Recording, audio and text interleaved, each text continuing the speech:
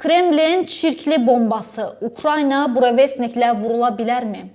Burevestnik raketi Rusiya-Ukrayna müharibəsində az əhəmiyyət kəsb eləyəcək. Rusiya və Ukrayna arasında qanadlı raketlərin uçuş müddəti qısadır və bu Burevestnikin həlledici üstünlüyü üçün kifayət deyil. Bunu İsveç Beynəlxalq Münasibətlər İnstitutunun analitiki deyib. O əlavə edib ki, Moskvanın hətta nüvə başlığı olmadan da Burevestnik raketindən istifadə etməsi məqsədə uyğun deyil. O bildirib ki, onun istifadəsi Budapeşt memorandumunun növbəti pozuntusu olacaq və həmçinin təsir zonasının radioaktiv çirklənməsinə gətirib çıxara bilər və onun effektiv şəkildə çirkli bombaya çevirə bilər. Buna baxmayaraq, analitik qeyd edib ki, Rusiyanın Ukraynanı Burevestniklə vura biləcəyi istisna olunmur. O hesab eləyir ki, bu Ukraynanın Rusiyaya qarşı Neptun və ya Flamingo raketlərini buraxacağı təqdirdə baş verə bilər və xəbərdarlıq edib ki, bu müharibənin kütləvi şəkildə genişlənməsinə gətirib çıxaracaq və qlobal reaksiyaya səbəb olacaq və həmçində Rusiya lideri Vladimir Putin də bundan öncə